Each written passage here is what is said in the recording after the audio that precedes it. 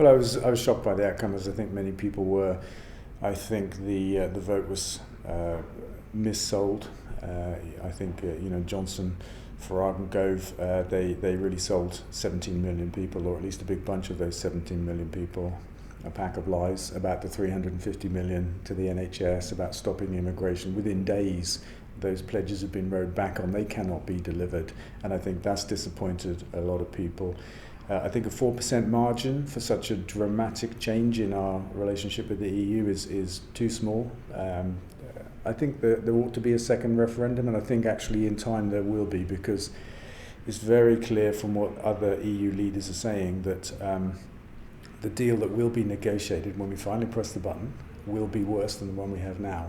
And I think at that point that should be put back in front of the British people to say, do you really want to do this? In financial terms, do you think that the loss to the economy or that the border controls aren't actually justifiable or actually?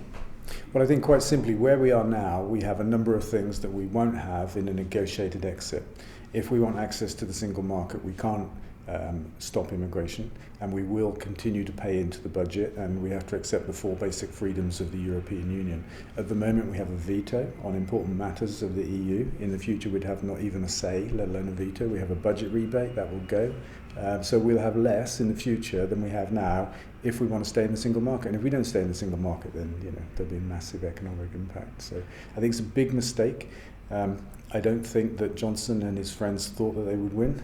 And you could see in the immediate aftermath they were a bit clueless. They're still a bit clueless in terms of what we do now. A big mistake for our country. So I hope it gets corrected in due course. But I think it'll take a year or two for this to crystallise, for people to see that it really is an ill thought through venture. Yeah, I've heard MPs being told that they actually don't have to back it, it's not legally binding. There could be, as you say, a second referendum or certainly a general election, but you could see a referendum in the next couple of years again. Yeah, it's my own view. I think the way it's panning out, it's becoming clear that we will get a worse deal on the way out than we've got staying in, and when that's clear to everybody, I think it would be right to put it back to people. It would be, an essential part of democracy to say we can actually see now what we're about to get if we continue down this path. Take another vote.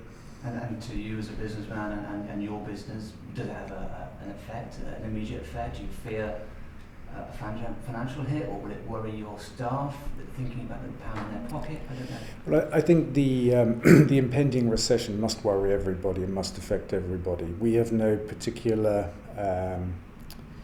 aspect of our business immediately under threat. We operate here in the UK, so we don't have a European arm to our business, for example, so that's not under threat. We don't export to Europe, so that's not under threat. But everybody and every business suffers in a recession, so we're the same as everybody else in that respect. Mm.